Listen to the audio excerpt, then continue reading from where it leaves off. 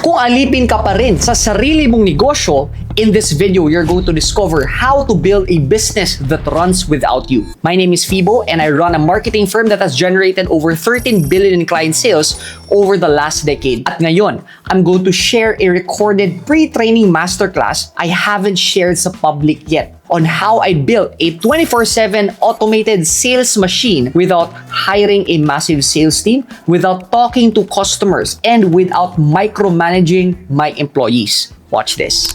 Hi guys, my name is Fibo and welcome sa ating pre-training masterclass. Now, in this training, I'm gonna share with you how to create a sales machine that sells 24/7, build a hardworking team, and make your company run without you. I'm sure every one of us, especially business owners like you, has this dream and desire, correct? Now, to set your expectations, it is important to watch this training before attending our event or before watching the training that you've registered for. Okay, it is because this is the foundation. What's the word? Foundation. Kumbaga, to build a 10-story building, you also need a 10-story foundation. However, a lot of us focus on the new platform, focus on the new tech, no? May bago, may TikTok, may messenger marketing, merong AI, and we are focusing on the things that change. In this training, these are the things that do not change. Ibig sabihin, no matter what new platform will come up, 5 years, 10 years, even 50 years after, applicable pa rin yung mga concepts na to. Now, going back to my analogy in terms of the building, question, is it possible to build a 10-story building, pero yung foundation mo is pang 1 story lang? The answer is yes. Okay? Pero, magtatagal ba ang 10-story building mo? Probably not. Okay, bakit? Kasi 1 story lang yung foundation mo. Now, the reason why I share that, it's because probably you might be getting results right now. Okay? And you're experiencing na nagkakaresulta ka pero biglang nawawala. It's because kulang po yung foundation mo. Now, these are the things na hindi po tinuturo sa YouTube. Hindi po tinuturo ng ibang tao. And after 10 years of experience, no, helping more than 4,000 entrepreneurs generate over 10 billion in sales, I have discovered these are the 3 things that you will need to strengthen your foundation. Let's start, no? First is you need to understand the concept of promotion. In fact, these are 3 P's, no? First is promotion. Now, in this training, I'm gonna share with you how to sell your products and services online without hiring a sales team. Because we all know it, na hiring more and more people is, number 1, stressful. Number 2, we have to manage 16 different personalities. And number 3, it's also high overhead expenses.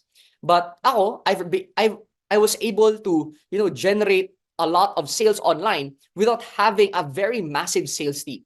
And later, I'm going to be sharing with you how I did it. Number 2 is how to systematize your business so it can run even while you're on vacation. So ito naman focuses on process. Okay? So here, and this is where most businesses don't even have, because they may be marketing and selling, they may have people in place, but nagtataka sila bakit yung mga tao nila hindi ganun ka-effective, hindi ganun ka-efficient. It's because they do not have a process in place. And right now, I'm gonna be going behind the scenes and revealing to you exactly the processes we have in our company so that you can easily apply it in your own business. And lastly, is how to make your employees work and care for the company more than you, which discusses more of people. Because let's face it, we have a vision for our company. We care for our company. It is our baby. However, if we do not duplicate ourselves, if we cannot pass on that care, that love, no, to our team members, talagang the business would need you for it to run.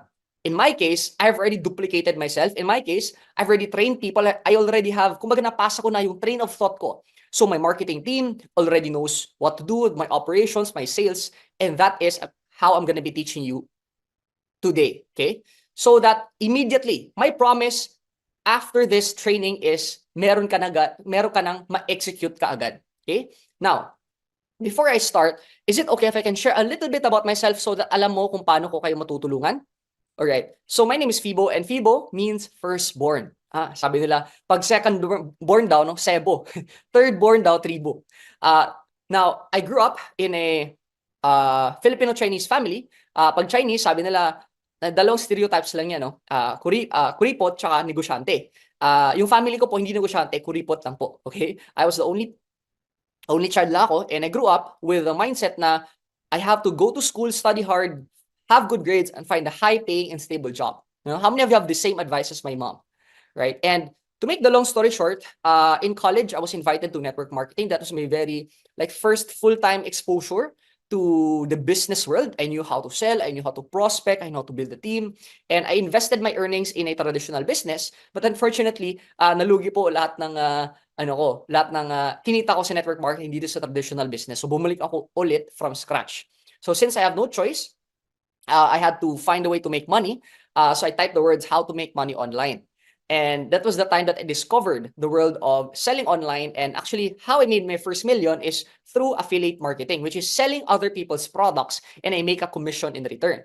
So the first skill that I acquired in terms of online marketing was the skill of advertising. Okay? So I know how to advertise up until marunong ako sumulat ng sales copy or yung mga messaging, tapos marunong ako mag-create ng sales process, and so on and so forth. Now, the reason why I'm sharing you this photo, it's because this is me in 2014. No? So, 2014, this was me going door to door. This was me selling to strangers, doing, kumbaga namumusakal ako. And this was me, again, in 2021. And those two pictures is, ito, nagbibenta ako ng supplement, ito, nagbibenta ako ng supplement. So, the same product, the same offer that I'm selling. Pero, 2014, I had to talk with people. 2021, I do not even know a single customer. Okay? That is the power of marketing online. That is the power of using online as a marketing tool, as a sales system. And later on, I'm going to share with you what system I'm using so that maduplicate mo rin sa business mo. By the way, ito the reason why dalawa yan. By the way, these awards is software company called ClickFunnels gave it to us for making over $1 million from one website. Okay? So this is an international award.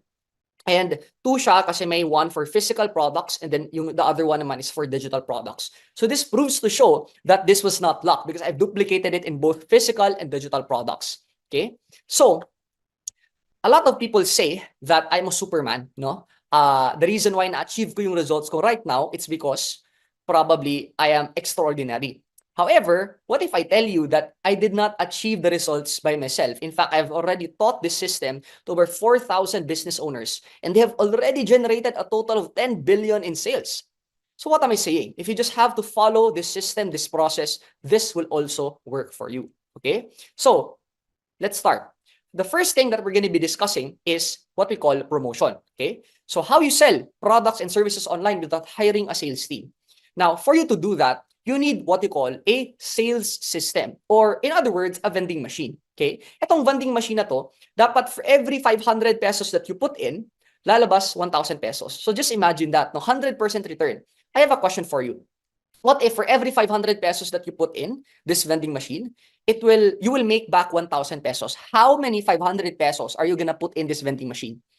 Okay? The answer is as much as you can, diba? As much as you can. So, what if I tell you that this is exactly how I did it? Yes, wala akong malaking puhunan when I got started. In fact, I was just even using or pumupunta ako ng computer shop because my computer that time is sira, no? So I had to find a way to, you know, like even create an ad, no? Kasi yung computer ko kasi, guys, pag press mo pa lang ng letter A, it takes 10 seconds bago lumalabas yung A sa monitor, no? Naka-experience ba kayo ng ganun?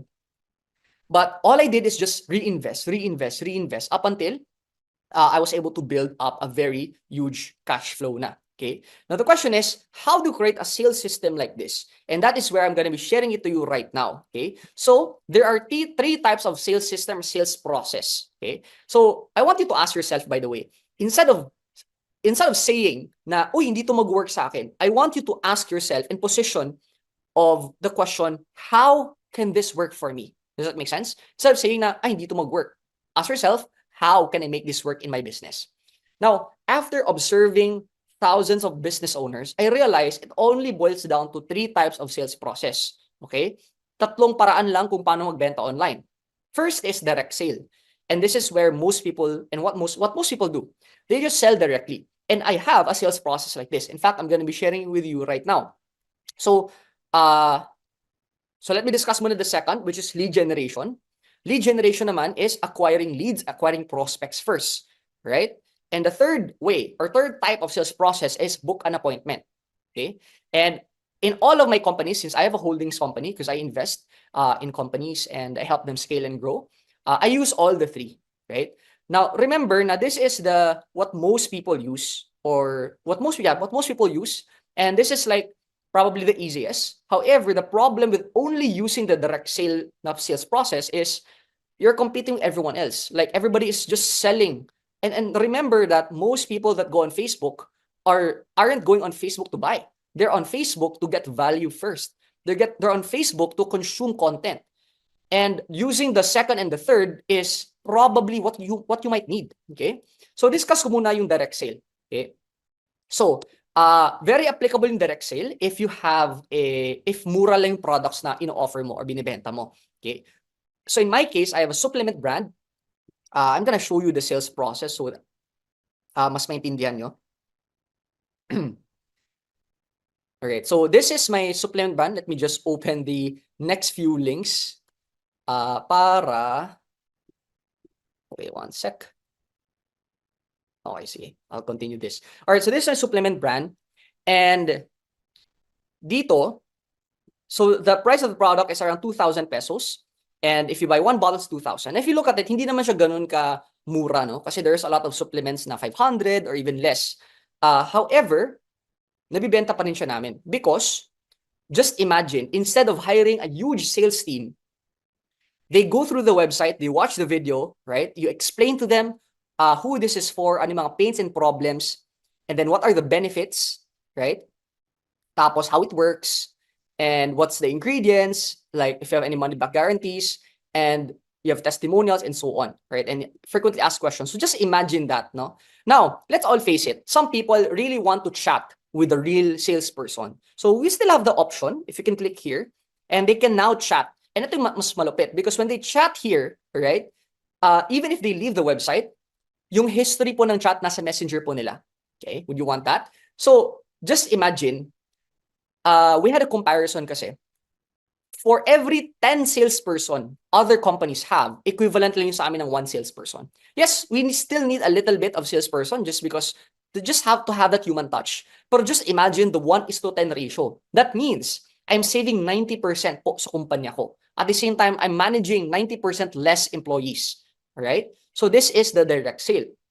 So I want you to observe this sales process first, right? So we give this and then we give like bonuses just to increase the perceived value. Because imagine and remember that people pay price, value is what they get. Okay? And they fill out this information details, full name, email, mobile number, complete address. And we can even add a survey, something like this, no? To see kung ano talaga yung gusto nila. But here's the best part. Because when you go to step number 3, we call this an upsell. Okay? What if I tell you that the money is not made from the first purchase? The money is made on the back end. Okay? Ibig sabihin na back end, you offer more. Now, there's only 3 ways kasi on how to grow a company. First way is to acquire customers. And that's what everyone else is doing. No? They keep on acquiring and acquiring and acquiring. But what if I tell you that there is a second and third way, which is where the real money is made? The second way is increasing the transaction size. Okay? When you say increasing the transaction size, it means instead of making them order 1 bottle, how can you make them order 2 bottles, 3 bottles, 10 bottles? No? Because most people don't want to go through the inconvenience of ordering 1 bottle, 1 bottle, 1 bottle. Some people just prefer ordering more. And lastly is the frequency of buying. How can you make them order and order again? Okay? So this sales process covers all of that. In fact, if you can see sa baba, may mga tawag ng social proof. We call this social proof. Because remember na when they see other people buying, it also influences them to buy, right? So yun. So just imagine this is just a 1-page sales process. Very easy. And what if I tell you that the average age of our customers is 61 years old? So that means we have optimized it na kahit 61 years old, kayang dumaan sa sales process na to. Okay? Proceed tayo. Next naman is what we call lead generation. Lead generation is creating a sales process to acquire leads or prospects. Okay? Let me give an example. So this is one of our sales process. And in this sales process, we are acquiring agents. Okay? We're acquiring mga real estate agents. Now, the reason why we're acquiring real estate agents is we want to ask them to sell our listings. Okay? Our real estate listings, our properties. So in this case, we don't really have something for sale to them. Okay, so how we do it is we created this page where we say free online masterclass, how to build income generating real estate business without investing your own money, and so on. Okay, so umaga, we introduced here na pwede silang kumita sa real estate na hindi sila kailangan ng capital, and that's how, and through the kumbaga, how you do that is by becoming an agent. Okay, so they register. Okay, they fill out their first name, email, and mobile number, and those details go into our sheet, goes into our system, and once it goes to our system, we can then follow them up through email.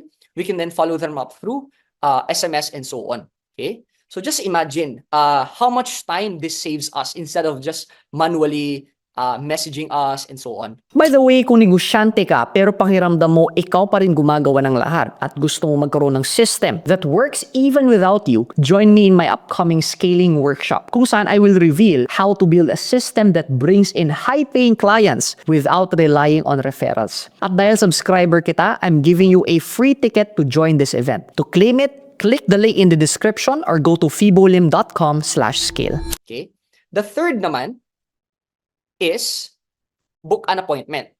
And this is very useful, no? Especially if you're selling something premium.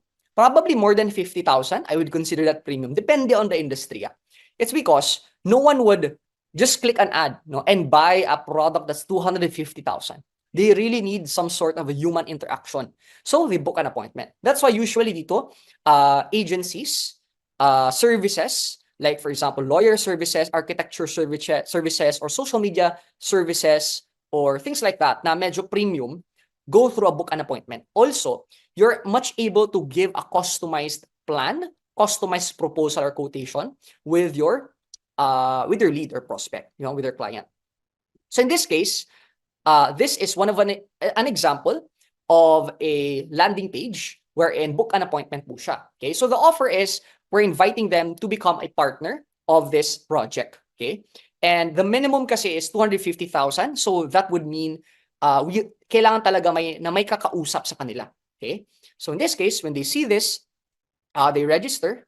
Yeah, I'm gonna walk you through the sales process, right? So register for free, and then why do you want to register? So they can choose here. So I want to invest and own a private resort business. Let's say I want to invest and own a private resort business. Then why do you want to invest? Retire and enjoy life. And then how much capital can you invest? So this below 300,000, 300 to 600,000. So sabihin natin below 300,000. Ito malupit, no? Because you can create a condition na if they are not qualified, we automatically decline them. Okay? But if qualified sila, they proceed to the next step. In this case, I'm gonna make it on purpose na below 300 para ma-disqualify sila. So I'm gonna click on that, and they're gonna be redirected to this page, which is telling them na they're not qualified. Okay? So let's go back. Let's try it again. And then let's click 300 to 600. All right? So look at this. I'm gonna be redirected to a different page. Check this out. Okay? Yan. I proceed to the step 2, which is schedule a call. So ito yung best part, because sometimes we might be selling our service and it is premium and not everybody's qualified, and we do not want to talk with everyone. We only want to talk to the qualified people. So in this case, in our sales process, we disqualify, parang sinisegregate na po namin yung qualified at hindi po qualified. And through that, we only talk to the qualified people. So they fill out this calendar. They can choose a schedule. So instead of going back and forth, they can just choose a schedule, for example, 4 p.m. They fill out the name, email, Facebook name, and so on, and phone number. And here's the best part, because once they fill that out, the system automatically reminds them through email, through SMS. So you don't really have to worry if they're going to be showing up or not. Okay. So here's my question, no? How much is it worth to you if you have a sales process that does direct sale, that does lead generation, and that does appointment booking for you? Don't you think that will save you hundreds of thousands, if not millions, in staff? No, in managing employees. And not just that, you do not have to keep on training and hiring and firing, correct? So that is promotion. Because a lot of people just focus on the ads. But what if I tell you that the ads isn't really the problem? The problem is really in the sales process, because the ads, the goal of that is just awareness, right?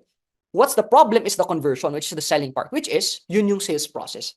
Now, let's proceed to the next, which is what we call process. Okay? Itong process naman, we're gonna share with you how you can systematize your business so it can run even while you're on vacation.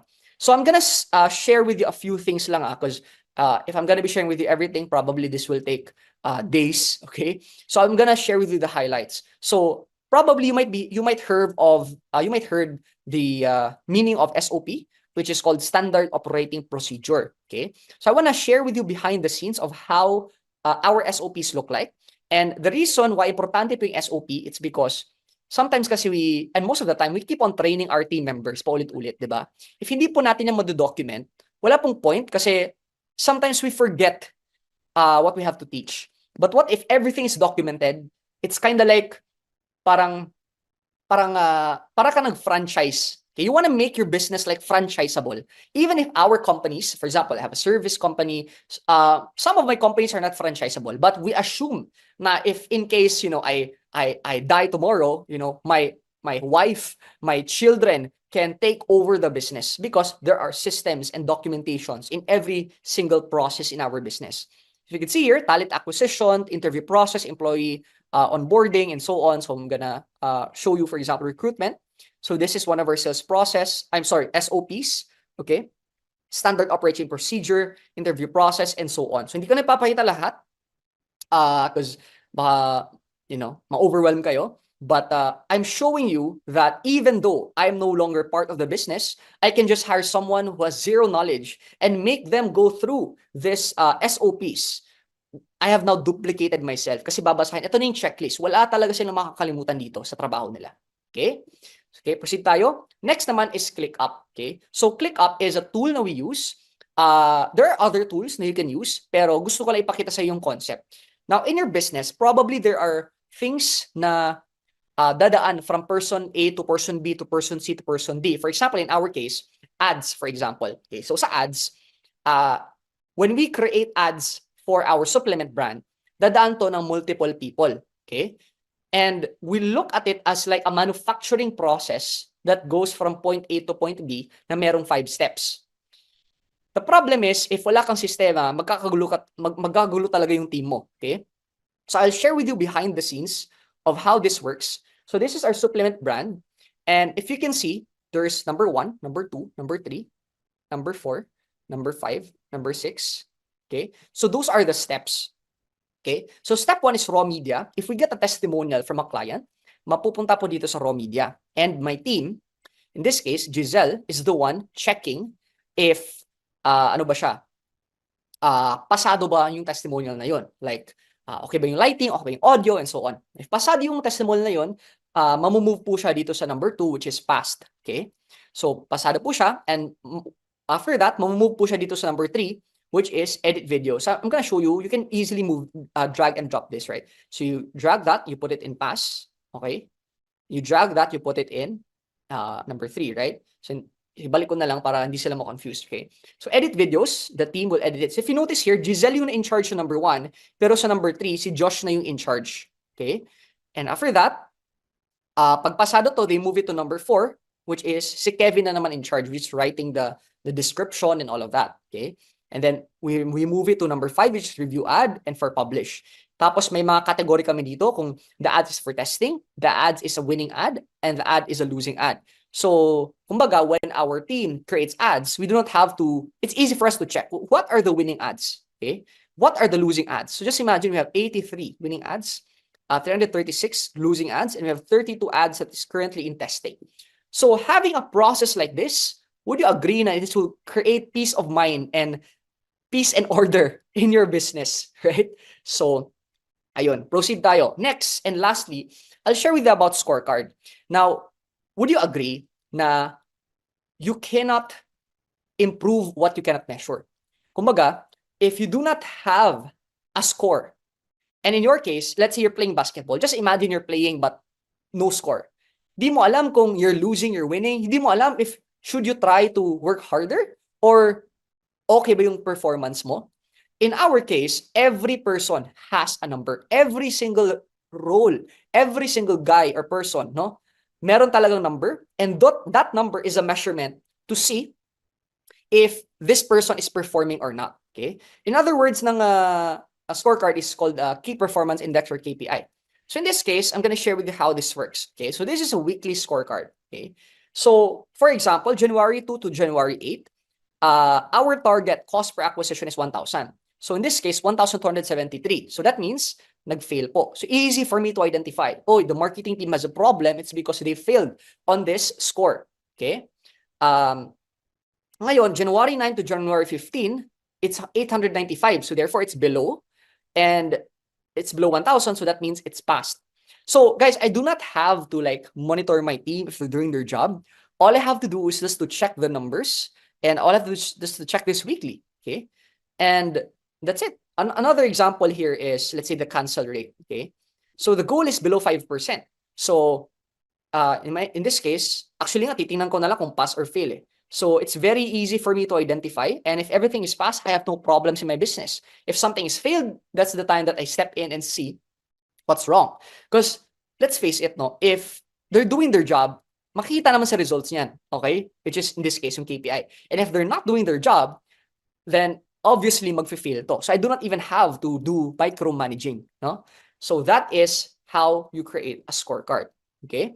So that is the second, which is process. And that is how you systematize your business so it can run even without you, okay? You create those tools, those mga SOPs that I shared with you. The last thing that I want to share with you is people.